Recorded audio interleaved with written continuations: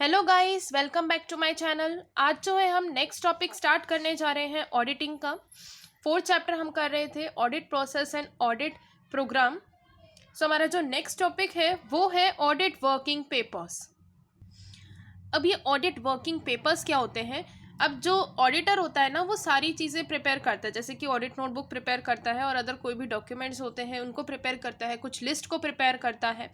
तो जो भी ऑडिटर प्रिपेयर करता है ऑडिट के टाइम पर, ऑडिट करने के टाइम पर या ऑडिट करने से पहले, जो भी बुक्स वो प्रिपेयर करता है, वो बुक्स जो हैं उनको हम सारा एक ही सारा मिलाकर क्या बोलते हैं? Audit working papers. यानी वो वाले वर्किंग पेपर्स हैं ये जिसके द्वारा ऑडिटर जो है अपने ऑडिट को कंडक्ट करेगा। ठीक है। अब ये जो ऑडिट पेपर्स होते हैं, ये ऑडिट पेपर्स जो हैं, ये जो ऑडिटर होता है जब भी ऑडिट कंप्लीट हो जाती है उसके बाद वो ही रख लेता है, क्लाइंट को नहीं देता। ज़रूरी नहीं होता कि वो अपने क्लाइंट को दे, वो अपने पास ही रिटेन करके रख लेता है। इसका बेनिफिट ऑडिटर को भी मिलता है। कैसे? अब क्या है कि अगर ऑडिटर ने इस साल एक कंपनी का जो अकाउंट्स है उसको अगर ऑडिट किया है तो ज़रूरी हो सकता है कि अगले साल भी वही करे। ठीक है। जब भी उसको नीड पड़ेगी तो वो उन पेपर्स को देख सकता है। वो ऑलरेडी मेंटेन्ड है उस कंपनी के लिए, उसको पता होगा कि इस कंपनी का क्या नेचर है। और इससे एक बेनिफिट और होता है, जब जैसे ऑडिट हम नोटबुक प्रिपेयर करते हैं तो जो ऑडिटर है ये ऑडिट नोटबुक्स वगैरह इसलिए प्रिपेयर करता है, क्योंकि वो एक ही टाइम पर सारी कंपनीज़ के, बहुत सारी, एक दो से भी ज़्यादा कंपनीज़ के जो है काम ले लेता है ऑडिट करने के लिए। तो हर एक कंपनी का नेचर अलग है, उसका बेसिक ऑर्गेनाइजेशन स्ट्रक्चर अलग है। ठीक है। उनके ऑब्जेक्टिव अलग हो सकते हैं। तो इस वजह से वो अलग अलग जो अकाउंट्स हैं या अलग अलग जो नोटबुक्स हैं या बुक्स हैं या डॉक्यूमेंट्स हैं या लिस्ट हैं वो प्रिपेयर करके रखता है अपने पास। तो इसमें क्या बोला है, अब डिटेल में कर लेते हैं एक बार। वाहिल कंडक्टिंग द ऑडिट, जब भी ऑडिट कंडक्ट किया जाता है तो जितनी भी नोटबुक्स हैं या डॉक्यूमेंट्स हैं या फिर लिस्ट हैं या कोई करस्पॉन्डेंस और भी अदर कुछ होगा, कोई रजिस्टर्स वगैरह होंगे etcetera, used by the auditor, auditor के द्वारा यूज़ किया जाता है, which are retained by him, जो कि वो अपने पास रखेगा, even after the completion of the audit, audit complete होने के बावजूद। ठीक है। And which it is not necessary to return to the client, और ये ज़रूरी नहीं है कि वो अपने क्लाइंट को वापस करे। तो इन्हीं को हम क्या बोलते हैं? Auditors working papers. ये जो पेपर्स हैं ये खुद ऑडिटर ही बनाता है। एंड ये जो होते हैं ये पेपर्स, ये क्या होती हैं? उसकी खुद की पर्सनल प्रॉपर्टी होती है। In other words, those documents, certificates, confirmation letters which are used by the auditor while doing the audit work are known as audit working papers। Normal दूसरी भाषा में ये कहा जाए, जितने भी डॉक्यूमेंट्स होते हैं, जितने सर्टिफिकेट्स होते हैं या कोई कंफर्मेशन लेटर्स हैं, वो सारे के सारे ऑडिटर यूज़ करता है जब भी वो ऑडिट वर्क कर रहा है। तो उन्हीं को हम बोलते हैं ऑडिट वर्किंग पेपर्स। इनके अंदर क्या क्या इंक्लूड होता है? They include the analysis, critical description, correspondence files made by the auditor while conducting the audit। जो भी ऑडिटर ने अपने खुद के लिए बनाए हैं, कंपनी को ध्यान में रखते हुए उसकी पूरी डिस्क्रिप्शन लिखी है। ठीक है। तो वो सारे जो भी ऑडिटर ने बनाए हैं वो यूज़ करता है ऑडिटर। उसमें सारी चीज़ें होती हैं, कंपनी के बारे में भी होता है, कंपनी के मेमोरेंडम ऑफ एसोसिएशन के बारे में भी हो सकता है, आर्टिकल ऑफ एसोसिएशन के बारे में भी हो सकता है। तो सब कुछ होता है कंपनी के बारे में। तो वो ऑडिटर खुद प्रिपेयर करता है और उसको यूज़ करता है जब वो ऑडिटिंग का काम करता है। अब यहाँ पर ये डेफिनेशन है according to Arnold W Johnson. इन्होंने क्या बोला? Audit working papers are the written private materials which an auditor prepares for each audit. They describe the accounting information which he received from the client, the method of examination used, his conclusions with reasons therefore, and the financial statements। ये क्या होते हैं? ये वो working papers होते हैं जो कि उसके खुद के लिखे हुए प्राइवेट मटेरियल्स होते हैं, जिसके अंदर ये लिखा हुआ होता है कि वो जो कंपनी है जिसका वो ऑडिट करेगा उसके रिगार्डिंग कुछ अकाउंटिंग इंफॉर्मेशंस होती हैं कि मेथड ऑफ एग्जामिनेशन किस तरह से होगा, किस तरह से वो एग्जामिन करेगा बुक्स ऑफ अकाउंट्स। साथ ही साथ जो कंपनी है वो कौन से मेथड को यूज़ कर रही है फॉर देयर अकाउंटिंग सिस्टम। ठीक है। कुछ कंक्लूजन्स होते हैं विद रीजंस, और फाइनेंशियल स्टेटमेंट्स भी वहाँ पर होती हैं। फिर नेक्स्ट इन्होंने बोला कि ऑडिटिंग वर्किंग पेपर्स जो होते हैं उनमें क्या क्या इंक्लूड होता है। सबसे पहला है ऑडिट प्रोग्राम। ऑडिट प्रोग्राम लिखा होता है, ठीक है। ऑडिट प्रोग्राम एक अलग से बनाते हैं। ऑडिट नोटबुक्स जो हैं वो भी आपके ऑडिट वर्किंग पेपर्स के अंदर ही इंक्लूड होती हैं। नेक्स्ट है audit appointment letter, correspondence done in relation to the audit program, list of debtors and creditors, जो भी कंपनी के डेटर्स होते हैं या क्रेडिटर्स होते हैं उनकी खुद की भी लिस्ट होती है। Opening and closing trial balance का ओपनिंग बैलेंस और closing balance, a copy of the audit report, अब ऑडिट रिपोर्ट की कॉपी भी उसमें होती है शामिल। अब ऑडिट रिपोर्ट जो है वो खुद ऑडिटर ही इशू करता है क्लाइंट को, जो भी क्लाइंट ने जिस भी ऑब्जेक्टिव से उससे ऑडिट का काम कराया है उसको वो ऑडिट रिपोर्ट इशू करता है। ऑडिट रिपोर्ट दो तरह की होती है, क्लीन रिपोर्ट और एक होती है अनक्वालिफाइड रिपोर्ट। क्लीन और क्वालिफाइड रिपोर्ट और एक अनक्वालिफाइड रिपोर्ट, ठीक है। नेक्स्ट है copies of other correspondence. Other correspondence की कॉपी हो सकती है लाइक डेटर्स की, क्रेडिटर्स की, बैंक्स की, इन सब की हो सकती हैं। रूल्स हो सकते हैं ऑर्गेनाइजेशन के कि ऑर्गेनाइजेशन किन रूल्स को फॉलो करेगा। मेमोरेंडम ऑफ एसोसिएशन क्या है ऑर्गेनाइजेशन का, आर्टिकल ऑफ एसोसिएशन क्या है, प्रोस्पेक्टस किस तरह का है, ठीक है, etcetera. List of cost vouchers, cost vouchers की भी लिस्ट अपने पास रखेगा ऑडिटर, क्योंकि उसको ऑडिट करना है तो वो इन सारी चीज़ों को ध्यान में रखता है। Certificate received from the management in relation of valuation of closing stock, किस तरह से वैल्यूएशन हुआ है क्लोजिंग स्टॉक का, इसके रिगार्डिंग भी जब मैनेजमेंट जो होता है उससे वो ये देखता है, ये पूछता है कि वैल्यूएशन कैसे हुआ है कंपनी के क्लोजिंग स्टॉक का। तो अब वैल्यू करने के भी अलग अलग मेथड्स होते हैं, तो वो मैनेजमेंट जो है सर्टिफिकेट इशू करता है और ये बताता है कि किस तरह से क्लोजिंग स्टॉक का वैल्यूएशन किया गया है। तो वो जो सर्टिफिकेट उसको जो रिसीव्ड हुआ वो भी ऑडिटिंग वर्किंग पेपर्स ही में ही इंक्लूड होता है, ठीक है। Adjustment journal entries, list of investments, explanation received during the course of the audit, summary of the minute books, documents relating to depreciation, copies of document which the auditor think necessary to retain। कुछ ऐसे documents की copy उसके पास भी होती है जो कि उसको ऐसा लगता है कि बहुत ज़रूरी है मुझे अपने पास रखना, तो वो भी रख लेता है। Working papers on which the employees of the auditor have taken out totals, balances etcetera, have made observations and other important calculations. अब क्या है, जो वर्किंग पेपर्स हैं, अब जो भी वर्किंग पेपर्स होते हैं एम्प्लॉयज़ के, जहाँ पर एम्प्लॉयज़ ने काम किया, एम्प्लॉयज़ के जो भी उन्होंने जर्नल एंट्रीज वगैरह करी हैं या फिर उन्होंने जो है अकाउंट्स वगैरह प्रिपेयर किए हैं, तो उनके टोटल्स, उनके बैलेंसेस, इन सब की ऑब्जर्वेशंस करेंगे, ठीक है। और भी जो अदर कैलकुलेशंस होंगी वो भी ऑडिटर चेक करेगा जो भी एम्प्लॉयज़ ने किए हुई हैं, ठीक है। नेक्स्ट है ऑब्जेक्टिव्स ऑफ वर्किंग पेपर्स। क्या ऑब्जेक्टिव होता है वर्किंग पेपर को अपने पास रखने का, या वर्किंग पेपर्स में जो भी पेपर्स इंक्लूड हैं या जो भी डॉक्यूमेंट्स इंक्लूड हैं उनको बनाने का। तो सबसे पहला है they depict the progress of the work done by the auditor and his staff, they also helps the auditor in the preparation of auditor's report.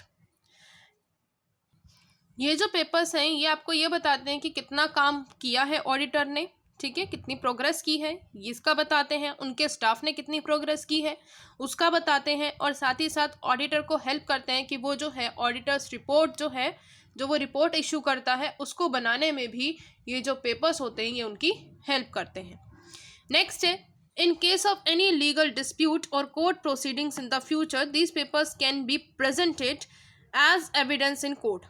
अब क्या है कि अगर कोई भी लीगल डिस्प्यूट हो जाता है तो कोर्ट की अगर कोई प्रोसीडिंग्स आ जाती है फ्यूचर में, तो ये पेपर जो है एज एन एविडेंस कोर्ट में काम आ सकते हैं। जैसे कि अगर हमने बात करी थी जब हम डिसएडवांटेज कर रहे थे ऑडिट नोटबुक का, तो जैसे उनके पास टाइम नहीं था ऑडिटर के पास, उन्होंने ऑडिट नोटबुक को प्रिपेयर ही नहीं किया। तो कई बार ऐसा होता है कि अगर डिस्प्यूट आ जाता है तो वो ये कहेंगे कि हमारे पास टाइम नहीं था, हमने प्रिपेयर नहीं किया, और उनको क्या लगेगा, जो वहाँ पे कोर्ट की जजमेंट होगी उनको ये लगेगा कि इन्होंने ढंग से काम किया ही नहीं, इनकी ही फॉल्ट होगी जब भी इन्होंने प्रिपेयर नहीं किया। लेकिन अगर ऑडिटर बिल्कुल अच्छे से काम करता है, ऑनेस्टी के साथ काम करता है, और उसके पास ये सारे डॉक्यूमेंट्स, ये सारे वर्किंग पेपर्स जो हैं मेंटेन्ड हैं, तो आगे कभी भी किसी भी तरह का लीगल डिस्प्यूट होगा तो जो ऑडिटर है वो इनको एज एन एविडेंस कोर्ट में दिखा सकता है, ठीक है। नेक्स्ट है कि on the basis of the working papers the auditor can point out the weakness in the internal control system and the inefficiency in accounting methodology of the client. He can also make suggestions for removal of such weakness and inefficiencies. इसमें क्या है कि जब वो जो auditor है, अगर उसके जो वर्किंग पेपर्स बने हुए हैं तो उसके बेसिस पर वो ये देख सकता है कि किस तरह की वीकनेस है इंटरनल कंट्रोल सिस्टम में. ऑर्गेनाइजेशन ने जो भी इंटरनल कंट्रोल सिस्टम अडॉप्ट कर रखा है, अगर उसमें कोई वीकनेस है तो वो उसको पॉइंट आउट कर कर बता सकता है. साथ ही साथ अगर किसी भी तरह की इनएफिशिएंसी है कि अकाउंटिंग मेथड उनकी सही नहीं है, क्लाइंट की उस कंपनी का मेथड जो है अकाउंटिंग का सही नहीं है, जैसे कि अगर वो स्ट्रेट लाइन मेथड यूज़ कर रहे हैं तो वो बोल सकते हैं कि नहीं, आप रिटर्न डाउन वैल्यू मेथड भी यूज़ कर सकते हो, उससे ज़्यादा फ़ायदा होगा. ये जो भी है, जिस भी तरह का उसको सही लगेगा वो उसको पॉइंट आउट करेगा और उन क्लाइंट्स को बताएगा और उनको सजेशन देगा कि इन वीकनेस को और इन एफिशिएंसीज को किस तरह से रिमूव किया जाएगा. नेक्स्ट है, in case the accounts of the same client are to be audited again. अगर कभी भी दोबारा से उसी कंपनी के या उसी क्लाइंट के अकाउंट्स को ऑडिट करना पड़ जाए तो ये जो ऑडिट वर्किंग पेपर्स होंगे ये बहुत ज़्यादा हेल्पफुल होंगे ऑडिटर के लिए, क्योंकि उसने पहले से ही सब कुछ प्रिपेयर ढंग से कर रखा है और उसी के बेसिस पर वो क्या करेगा, आगे फ्यूचर प्लान्स बना सकता है. फ्यूचर में भी अगर उसको ऑडिट करना है तो वो फ्यूचर ऑडिट प्रोग्राम्स भी अच्छे से बना पाएगा, क्योंकि उसको पास्ट वर्किंग एक्सपीरियंस है. उसको ये पता है कि मैंने इस ऑर्गेनाइजेशन का किस तरह से अकाउंट्स हैंडल किया था, तो वो उसी तरह से अच्छे से फ्यूचर प्लान्स भी बना पाएगा. ठीक है. नेक्स्ट है, after completion of the audit, जब कंप्लीट हो जाएगी ऑडिटिंग तो जो वर्किंग पेपर्स हैं उनको यूज़ किया जा सकता है as a constant in discussing business matters with the clients. जो भी बिजनेस मैटर्स हैं क्लाइंट्स के, उनके साथ भी ये डिस्कस किया जा सकता है बिजनेस मैटर्स में भी. ठीक है. और फिर नेक्स्ट है कि while doing the audit work the audit clerks use various papers. Auditing के टाइम पर जो ऑडिट क्लर्क्स होते हैं वो वेरियस ऑडिट पेपर्स का यूज़ करते हैं. वो क्लर्क कौन से होते हैं, जो कि ऑडिटर अपने नीचे अपॉइंट करके रखता है, तो वो उन पेपर्स के अकॉर्डिंग ही काम को करेंगे. So these working papers guides the clerks by doing the work. ये वर्किंग पेपर्स जो हैं एक तरीके से गाइड करेंगे क्लर्क को कि किस तरह से काम को करना है. It is by analysing the audit papers that the chief auditor assesses the efficiency of his employees. और उसी ऑडिट पेपर की वजह से वो ये भी जान पाएंगे कि उनके एम्प्लॉयज़ की किस तरह से एफिशिएंसी है. With the help of audit papers की हेल्प से जो ऑडिटर है is in a position to know to what extent his subordinate have followed his orders. कि कितने एक्सटेंट तक उसके सबॉर्डिनेट ने उनके जो ऑर्डर्स हैं उसको फॉलो किया है, तो वो ये भी जान पाता है ऑडिटर ऑडिट वर्किंग पेपर्स के थ्रू. ठीक है. नेक्स्ट है, if the staff of the auditor are frequently changing और बीइंग ट्रांसफर्ड. अगर कि कोई भी स्टाफ जो है बहुत जल्दी से चेंज हो रहा है और ट्रांसफ़र हो रहा है, तो इस सिचुएशन में जो प्रॉपर अगर वर्किंग पेपर्स मेंटेन किए हुए हैं, तो अगर कोई भी स्टाफ नया आएगा या जाएगा तो उसके बेसिस पर भी जो काम है उसमें रुकावट नहीं आएगी, कोई हिंड्रेंस नहीं आएगी. ऑडिटर क्या करेगा, कोई स्टाफ गया, कोई क्लर्क गया जो कि मान लो सिर्फ और सिर्फ टोटलिंग चेक कर रहा था, ठीक है, उस क्लर्क को उसने हटा दिया, तो दूसरा जो पर्सन आएगा वो उसको वहीं पर ही उसी पोजीशन पर अपॉइंट कर देगा कि आपने सिर्फ और सिर्फ टोटलिंग चेक करनी है. ठीक है. तो यहाँ पर किसी भी तरह की हिंड्रेंस नहीं आएगी, कोई एरर नहीं आएगा और ज़्यादातर इंटरफेरेंस भी नहीं होगी. नेक्स्ट है, the business also sometimes requires a number of working papers in order to obtain licenses, accesses, taxes, etc. कई बार क्या होता है कि जो बिजनेस ऑर्गेनाइजेशंस होती हैं उनको समटाइम्स बहुत सारे वर्किंग पेपर्स की रिक्वायरमेंट पड़ जाती है. क्यों पड़ जाती है, अगर उसको कभी कोई लाइसेंस लेना है, कोई लीगल कंपल्शन है किसी इंडस्ट्री को खोलने के लिए या जो भी है, अगर उसको लाइसेंस लेना है या अपने टैक्स को असेस करना है, तो उस टाइम पे उनको इन वर्किंग पेपर्स की रिक्वायरमेंट पड़ेगी. Hence due to various legal compulsions, बहुत सारी लीगल कंपल्शंस की वजह से ये ज़रूरी हो जाता है कि वो वर्किंग पेपर्स को मेंटेन करके रखें. नेक्स्ट है, working papers are permanent records. ये जो होते हैं परमानेंट रिकॉर्ड्स होते हैं और ये रिटेन किए जाते हैं ऑडिटर के द्वारा, यानी कि ऑडिटर ही इसको अपने पास रखेगा, उसी के पास ये राइट है कि वही रख सकता है. नेक्स्ट है, hence if a case of filed against him on the chances of negligence, अगर कभी भी नेग्लिजेंस का केस उस पर चार्ज किया जाएगा तो उस टाइम पर वो अपने आप को बचाने के लिए, अपने आप को डिफेंड करने के लिए वो ऑडिट वर्किंग पेपर्स का सहारा ले सकता है और उसी को एविडेंस की तरह दिखा सकता है कोर्ट में। ठीक है, फिर हमारे पास जो नेक्स्ट टॉपिक है वो है essentialities of good working papers. Good working papers कैसे होने चाहिए? पहला है working paper should be complete in all aspects, सारे एस्पेक्ट्स में, सारे रिस्पेक्ट में कंप्लीट होना चाहिए। They should contain all important information, उसके अंदर जितनी ज़्यादा हो सके उतनी इम्पॉर्टेंट इन्फॉर्मेशन होनी चाहिए, यानी कि इतना इम्पॉर्टेंट फैक्टर्स होने चाहिए, अगर वो इम्पॉर्टेंट है तो ज़रूर उसके अंदर होने चाहिए। वो होंगे तो उसकी वजह से क्या होगा कि उसकी मैक्सिमम यूटिलिटी बनी रहेगी। अननेसेसरी फैक्ट्स जो हैं आपने उसके अंदर बिल्कुल भी इंक्लूड नहीं करने हैं। ऑडिट पेपर्स के अंदर जितने भी फैक्ट्स होंगे वो सारे इंपॉर्टेंट होंगे और इंफॉर्मेटिव वाले फैक्ट्स होंगे। ठीक है, नेक्स्ट है the facts contain in the working papers should B clear, जो भी फैक्ट्स होंगे वो क्लियर होने चाहिए और अंडरस्टूडेबल होने चाहिए, क्विकली जो है अंडरस्टूड हो जाए, इजी होने चाहिए और किसी भी तरह का उसमें कोई ट्रबल नहीं होना चाहिए, विदाउट एनी ट्रबल होने चाहिए। नेक्स्ट है जो वर्किंग पेपर्स हैं वो सीरियली अरेंज होने चाहिए और एक ही जगह पर, so that they can be located easily, जिसकी वजह से उनको एक ही जगह पर ढंग से लोकेट किया जा सके। सीरियली मतलब उसके ऊपर नंबर्स लिखे होने चाहिए। If they are not arrange serially, अगर उनके ऊपर मतलब वो नहीं है, नंबर्स नहीं है, वो ढंग से अरेंज नहीं है, तो वो बहुत ज़्यादा टाइम ले लेंगे एक पर्टिकुलर फैक्ट को लोकेट करने में, and hence it would have an adverse effect on the audit report, और इससे क्या होगा, गलत इफेक्ट आएगा ऑडिट रिपोर्ट में, क्योंकि ऑडिट रिपोर्ट का जो बेस होता है वो यही होंगे वर्किंग पेपर्स ही। नेक्स्ट है the paper being used for the working papers should be of a good quality, otherwise the working papers may get spoiled due to being used again and again. अब ये जो papers use किए जाएंगे, अब ये जो papers हैं ये अच्छी क्वालिटी के पेपर्स होने चाहिए। क्यों?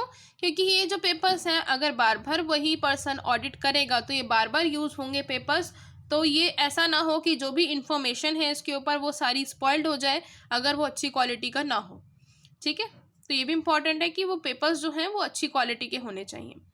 नेक्स्ट है the audit paper should be bound properly, बिल्कुल अच्छे से बंधे होने चाहिए, and all at one place, एक ही जगह पर होने चाहिए, and should contain adequate and appropriate captions, उसके अंदर एडिक्वेट और अप्रोप्रिएट कैप्शंस भी होने चाहिए। जो सब्जेक्ट मैटर होगा ऑडिट पेपर्स का वो क्लियरली मेंशन होना चाहिए कि सब्जेक्ट मैटर्स क्या हैं, यानी क्या क्या चीज़ें हैं ऑडिट वर्किंग पेपर्स के अंदर। जैसे एक तरीके से इंडेक्स बनाते हैं ना, तो उसी तरह से आपको इसको प्रिपेयर, पहले एक तरीके से इंडेक्स प्रिपेयर करना होगा कि क्या क्या सब्जेक्ट मैटर्स हैं इन वर्किंग पेपर्स के अंदर, सब कुछ मेंशन होना चाहिए। नेक्स्ट है points to be noted in relation to audit papers, audit papers के रिलेशन में किस किस तरह की बातों को ध्यान रखना होता है। पहला है there is no predetermined rule for the preparation of audit papers, audit papers को बनाने के लिए कोई पहले से कोई रूल वूल नहीं बना रखा, but they should be prepared very carefully, लेकिन फिर भी इसको जो है बहुत केयरफुली, बहुत सावधानी से प्रिपेयर करना चाहिए। In this contest it should be kept in mind that only important facts should be included in the audit papers and they should not assimilate unnecessary or redundant information। इन्होंने क्या बोला कि जो फैक्ट है ये है कि अगर जो भी वर्किंग पेपर्स बनाए जा रहे हैं ऑडिट वर्किंग पेपर्स, वो वर्किंग पेपर्स में सारे के सारे इंपॉर्टेंट फैक्ट्स होने चाहिए, किसी भी तरह की कोई अननेसेसरी इंफॉर्मेशन या कोई बेकार की इंफॉर्मेशन नहीं होनी चाहिए जिसकी ज़रूरत ही नहीं है ऑडिट पेपर्स के अंदर। ठीक है, नेक्स्ट है it should also be kept in mind, ये भी ध्यान रखना है in relation to audit working papers that they should be specific and clear so that the necessary information can be located is quickly. उसमें specific होना चाहिए और clear होना चाहिए जिसकी वजह से अगर आपकी कोई नेसेसरी इंफॉर्मेशन है आप उसको अच्छे से लोकेट कर सकें और बहुत जल्दी लोकेट कर सकें उस पर। Audit working paper should be such that on the basis of these papers only and without any questioning from the audit clerks the audit should be able to prepare his report. Audit working papers इस तरह से prepare होने चाहिए, ये सिर्फ वही base होना चाहिए। जैसे अगर मान लो जो ऑडिटर है वो रिपोर्ट को तो प्रिपेयर करेगा ही करेगा, तो ऑडिट वर्किंग पेपर्स इस तरह से प्रिपेयर होने चाहिए कि उसको किसी भी पर्सन की, किसी भी क्लर्क की हेल्प ना लेनी पड़े, कुछ भी उनसे क्वेश्चन ना करना पड़े, सिर्फ यही एक तरीके से उनका बेस बन जाए और वो आसानी से और जल्दी से ऑडिट रिपोर्ट को प्रिपेयर कर ले। Also if any person leaves without completing his work, अगर कोई भी पर्सन जो है छोड़कर चला जाता है अपना काम को कंप्लीट किए बिना, तो उस केस में the new incumbent should be in a position to take over the work from that point on the basis of these audit papers। इस audit papers के basis पर जो दूसरा person है वो आकर उसकी position लेकर काम करे। ठीक है, next है in order to fix the responsibility in relation to these papers, it also necessary that the person preparing the same should put his signature on them। They should also contain the dates on which the same were prepared, as well as the date on which they were reviewed। They should also contain a list of various symbols used by the auditor while doing his work and what they stand for। अब इन्होंने क्या बोला कि इनमें एक ये भी responsibility fix होनी चाहिए इन पेपर्स पर कि जो भी पर्सन्स जो भी प्रिपेयर कर रहा है इसको, उनके सिग्नेचर वहाँ पर होने चाहिए, और जो भी डेट को उनको रिसीव्ड हुआ, ठीक है, जैसे आपने जिस डेट को प्रिपेयर किया है, ऑडिटर ने मान लो जिस भी डेट को प्रिपेयर किया है, तो उस डेट का नाम वहाँ पर होना चाहिए कि उस डेट को प्रिपेयर किया गया, और रिव्यूड का नाम भी होना चाहिए, जिस डेट को इसको दोबारा से रिव्यू किया गया वो डेट भी वहाँ पर लिखी होनी चाहिए। साथ ही साथ सिंबल्स वगैरह होने चाहिए और वेरियस लिस्ट वगैरह भी होनी चाहिए। फिर नेक्स्ट है, अब ये जो पैराग्राफ इन्होंने दे रखा है, ये पैराग्राफ भी बहुत ज़्यादा इंपॉर्टेंट है।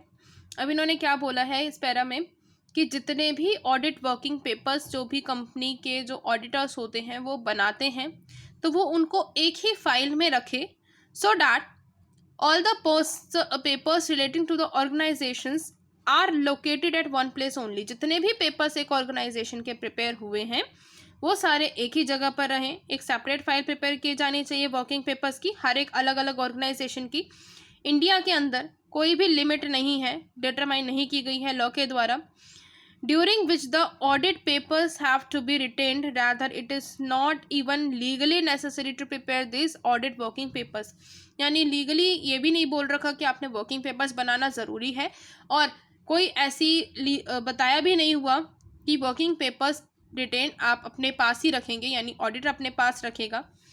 However, from the practical point of view, these are very important. अगर प्रैक्टिकल पॉइंट ऑफ व्यू से देखा जाए तो बहुत ज़्यादा ज़रूरी है ये बताना कि कितने टाइम लिमिट तक ऑडिटर अपने पास वो पेपर्स रख सकता है। Hence they should always be prepared and should be retained at least for a period of 8 years। ये जो है इन्होंने बोला कि ये जो है प्रिपेयर भी किया जाना चाहिए हमेशा, कि अगर ऑडिटर के ऊपर कोई भी केस दर्ज किया जाता है तो उस टाइम पे वो अपने आप को बचा सके, डिफेंड कर सके। And should be retained at least for 8 years। 8 साल तक वो अपने पास रखे उन कंपनी के पेपर्स को कम से कम। The argument in favor of retaining these for at least 8 years is that according to section 128 of the Companies Act 2013, it is legally mandatory to retain the books of accounts of a company at least for a period of 8 years। जब एक argument हुई थी, एक case वगैरह हुआ था, तो उस टाइम पर जो आर्ग्यूमेंट किसके फेवर में आई, ऑडिटर के फेवर में ही आई, और उनको ये कहा गया, एक लीगली मैंडेटरी भी दी गई कि 8 साल तक वो अपने पास कंपनी के अकाउंट को रख सकते हैं। लेकिन इस पीरियड में if any dispute relating to the accounts arises, then these audit working papers may be needed। अगर कभी भी इस टाइम पीरियड के अंदर अंदर कोई भी डिस्प्यूट अराइज हो जाता है अकाउंट से रिलेटेड, तो उस टाइम पर वो ऑडिट वर्किंग पेपर्स की हेल्प ले सकते हैं। और ये जो वर्किंग पेपर्स हैं, ये इन्होंने ये भी बोला कि ये जो वर्किंग पेपर्स हैं ये किसी थर्ड पार्टी को आप शो नहीं करेंगे जब तक कि आप क्लाइंट की परमिशन ना लेने, यानी कंपनी की परमिशन ना ले लें, तब तक आप किसी थर्ड पार्टी को ये पेपर्स नहीं दिखाएंगे। ठीक है, नेक्स्ट है ownership of audit working papers. Audit working papers की ओनरशिप के बारे में कि किसके पास रहेगा, क्लाइंट के पास रहेगा या फिर ऑडिटर के पास रहेगा, इसके ऊपर देखते हैं। In some special circumstances, the question who is the owner of the audit working papers, the auditor or a client, also become relevant। For example, if the services of an auditor are discontinued and the new auditor is appointing in his place, in order to complete the work, it becomes very necessary that the previous auditor hands over the audit working papers to the new auditor as per the instructions of the client. The question to be considered is with whom does the ownership of the working papers best. यानी इन्होंने ये बोला कि अगर मान लो कि जो company है, कंपनी ने ऑडिटर को बुलाया था, उसने वर्किंग पेपर्स बनाए, लेकिन अगले साल अगले टाइम पर दूसरा ऑडिटर आ जाता है, तो क्या वो जो प्रीवियस ऑडिटर है वो हैंड ओवर कर देगा वो सारे वर्किंग पेपर्स न्यू ऑडिटर को क्लाइंट की इंस्ट्रक्शन के चलते. तो ये जो क्वेश्चन है ये राइज होता है कि किसके पास ऑनरशिप रहेगी. तो इसके आंसर्स को ढंग से बताने के लिए इन्होंने क्या किया, ऑडिट वर्किंग पेपर्स को दो कैटेगरी के अंदर डिवाइड कर दिया. पहला इन्होंने बोला कि ये जो वर्किंग पेपर्स प्रिपेयर किए जा रहे हैं, जो भी वर्किंग पेपर्स प्रिपेयर किए जा रहे हैं in accordance with the instructions and orders of the client, जो वर्किंग पेपर ऑर्डर और इंस्ट्रक्शन से प्रिपेयर किए जा रहे हैं, यानी क्लाइंट जो है वो ऑडिटर को इंस्ट्रक्शन दे रहा है कि आपने इस तरह से इस वर्किंग पेपर को प्रिपेयर करना है, या बता रहा है सब कुछ, और उसकी प्रिपरेशन के लिए एक पर्टिकुलर फीस भी दे रहा है.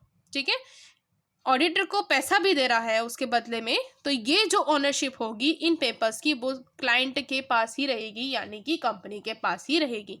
मान लो मैं ऑडिटर हूँ, एक कंपनी है एबीसी लिमिटेड. एबीसी लिमिटेड मुझे ये कह रही है कि आपने जो ऑडिटिंग वर्किंग पेपर्स जो है आपने इस तरह से बनाने हैं, मुझे ऑर्डर दिया जा रहा है कि आप अगर बनाओगे तो इसके बदले में मैं आपको 20,000 रुपये देता हूँ. कंपनी ने ये बोला. ठीक है, कंपनी का जो भी मैनेजर है या डायरेक्टिंग मैनेजर है उन्होंने मुझसे ये कहा. ठीक है, अब अगर उन्होंने ऐसा मुझसे कहा तो उस टाइम पर वो पर्सन जो ऑडिटर है वो एक तरीके से अकाउंटेंट की तरह काम कर रहा होगा, उस कंपनी के अकाउंटेंट की तरह. ठीक है, वो एक तरीके से अकाउंटेंट माना जाएगा क्योंकि वो उस पर्सन की इंस्ट्रक्शंस के ऊपर काम कर रहा है. ठीक है, और फीस भी ले रहा है. तो उस टाइम पर जो ऑनरशिप होगी वो ऑडिटर की नहीं होगी क्योंकि वो उसको बनाने के लिए पैसे चार्ज कर रहा है. तो वो ऑनरशिप किसकी हो जाएगी, क्लाइंट की, यानी कि कंपनी की. सेकेंड इन्होंने बोला अदर पेपर्स, जो कि ऑडिट नोटबुक होती है या कमेंट्स होते हैं डॉक्यूमेंट्स के ऊपर, addition and division of numbers, balances derived, etc., which has been prepared by the auditor himself, are considered to be his property. जो ऑडिटर अपने खुद से ही प्रिपेयर करेगा, किसी की ऑर्डर से नहीं करेगा, किसी की इंस्ट्रक्शन से प्रिपेयर नहीं करेगा, तो उसकी ओनरशिप उसी के पास रहेगी. ठीक है, hence the client cannot compel in auditor to return the same. और इससे क्या होगा, जो क्लाइंट है वो ऑडिटर को नहीं कहेगा कि आप इसको रिटर्न करो. ठीक है, अब यहाँ पर इन्होंने एक केस दे रखा है. द क्वेश्चन जो है ऑनरशिप का वर्किंग पेपर्स का रेस किया गया था इंग्लैंड में इन 1938. और किस केस में था, Stoko Kinsey versus Bright Gram and company. Stoko Kinsky versus Bright Gram and company. ठीक है, इनका केस था इंग्लैंड में 1938 में. तो इन्होंने भी यही क्वेश्चन अराइज किया कि ऑनरशिप किसके पास रहेगी. क्वेश्चन रेज्ड हुआ था, लेकिन इसके ऊपर वर्डिक्ट जो निकली वो ऑडिटर के फेवर में ही निकली. उन्होंने कहा कि जो ऑडिटर है वो अगर अपनी तरफ से सारे के सारे उसने प्रिपेयर किए हैं वर्किंग पेपर्स, तो वो वर्किंग पेपर्स जो है वो ऑडिटर के पास ही रहेंगे. उन्होंने क्वेश्चन क्या अराइज किया था, in this case was whether the auditor has the right to retain the audit working papers. क्या audit working papers auditor अपने पास ही रखेगा even after he has received the specified fees. जबकि वो अपने पास फीस भी ले रहा है तब भी क्या वो अपने पास ही रखेगा. तो ये इस जुरिस्डिक्शन में, इस केस में वर्डिक्ट किसके फेवर में रही, ऑडिटर के. क्यों, the basis of this judgment was that the auditor is acting in the capacity of an independent contractor and not as an agent of the appointer. यहाँ पे इन्होंने ये बोला कि ऑडिटर जो है वो अपनी ही इंडिपेंडेंट कॉन्ट्रैक्टर की कैपेसिटी में काम कर रहा है, ना कि एजेंट की कैपेसिटी में. तो यहाँ पर इन्होंने ये बोला कि जितने भी पेपर्स होंगे वो ऑडिटर अपने पास ही रखेगा. ठीक है, इन्होंने अपनी तरफ से तो बता दिया कि दो तरह से हो सकता है, लेकिन अगर वर्डिक्ट हुई है तो उस टाइम पर इन्होंने ये कहा कि ऑडिटर ही अपने पास रखेगा सारे पेपर्स को. नेक्स्ट टॉपिक हमारे पास है confidential nature of working papers. ठीक है, कॉन्फिडेंशियल नेचर होता है वर्किंग पेपर्स का। जो वर्किंग पेपर्स होते हैं वो हाईली कॉन्फिडेंशियल डॉक्यूमेंट्स हैं, यानी इतने ज़्यादा इंपॉर्टेंट हैं, अगर किसी को इसके बारे में पता चल गया, किसी कंपनी के बारे में पता चल गया, तो वो कंपनी के सारे राज होंगे, वो सब कुछ देख सकता है। ठीक है, he should not be disclose to an third party as they can be easily misused. जो ऑडिटर है वो किसी भी थर्ड पार्टी को इसको डिस्क्लोज नहीं करेगा, ये भी बोला गया है ऑडिटर को, क्योंकि क्या होगा कि जो थर्ड पार्टी है वो इसका गलत इस्तेमाल कर सकती है इन पेपर्स का। The auditor in no circumstances has the right to disclose confidential information of the client. किसी भी सर्कमस्टांसिस में, कोई भी सिचुएशन है, ऑडिटर को ये राइट नहीं है कि वो अपनी जो भी क्लाइंट के पेपर्स उसने बनाए हुए हैं वर्किंग पेपर्स, उनको किसी थर्ड पार्टी को डिस्क्लोज कर दे। According to part 1 of the schedule 2 of the chartered accountant act 1949, a person will be held guilty of professional misconduct if he discloses any confidential information received by him during the course of audit to any third party। अगर जो कोई भी auditor है, chartered accountant act 1949 के according, अगर कोई भी person client की इंफॉर्मेशन, कॉन्फिडेंशियल इंफॉर्मेशन जो होती है, वो किसी भी पर्सन को डिस्क्लोज कर देता है, किसी थर्ड पार्टी को डिस्क्लोज कर देता है, तो उसको सज़ा भी सुनाई जाएगी। ठीक है, वो गिल्टी होगा। If the auditor disclose information because he is legally bound to do so, अगर उसके पास जो इन्फॉर्मेशन अगर वो डिस्क्लोज कर देता है, लेकिन उसमें भी अगर वो लीगली बाउंड है डिस्क्लोज करने के लिए, और the instructions of the client, या इंस्ट्रक्शंस पर करता है, then he shall not be guilty of professional misconduct. तो वो उसके खिलाफ नहीं होगा केस वगैरह। क्यों? क्योंकि उसको इन्फॉर्मेशन दूसरे पार्टी को बताने के लिए ही क्लाइंट ने बोला है, या फिर वो लीगली बाउंड था। ठीक है, अपनी तरफ से वो इन्फॉर्मेशन नहीं डिस्क्लोज करेगा। Thus, the information contained in the audit working papers is very confidential, and the auditor should take due care that no information relating to the client contained therein leaks out, whether directly or indirectly। ये auditor की जिम्मेदारी हो जाती है कि जो भी information company के लिए है या क्लाइंट की जो भी इंफॉर्मेशन है, वो किसी भी तरह से लीक नहीं होनी चाहिए, वो कॉन्फिडेंशियल इंफॉर्मेशन, चाहे डायरेक्टली या फिर इनडायरेक्टली, यानी सीधे भाग में भी नहीं होनी चाहिए और गलत तरीके से भी आपने डिस्क्लोज नहीं करनी है। This caution should be exercised by the colleagues, collegers and subordinates of the auditor also. ये जो सावधानी है, ये उनके जो क्लर्क्स होंगे या जूनियर क्लर्क्स वगैरह होते हैं, उनको भी ध्यान रखनी होगी ऑडिटर के। The auditor should clarify to all his assistants, अपने असिस्टेंट्स को पहले ही ऑडिटर क्लैरिफाई कर दे, बिफोर कमेंसिंग टू वर्क करने से पहले, डैट कोई भी इंफॉर्मेशन जो भी उनको ऑडिट के टाइम पर रिसीव हो रही है वो कॉन्फिडेंशियल ही रहनी चाहिए, वो किसी भी थर्ड पार्टी को वो लोग भी जाकर ना बताएं। ठीक है, if the audit is transferred from one person to another, then the clients working papers should not be handed over until clear and specific permission to that effect is received from the client। यानी कि यहाँ पे इन्होंने ये बोला है कि अगर ऑडिट का जो काम है वो किसी एक पर्सन से लेके दूसरे पर्सन को भी अगर ट्रांसफ़र किया गया है, तो यहाँ पर जो क्लाइंट्स वर्किंग पेपर्स हैं वो किसी को भी हैंड ओवर नहीं होने चाहिए तब तक जब तक कि कोई क्लियर या स्पेसिफिक परमिशन क्लाइंट को रिसीव ना हो जाए, क्लाइंट से रिसीव ना हो जाए ऑडिटर को। ठीक है, सो आज हम करेंगे यहीं तक का ही टॉपिक, नेक्स्ट वीडियो में हम करेंगे नेक्स्ट टॉपिक। सो मिलते हैं नेक्स्ट वीडियो में, बाय बाय।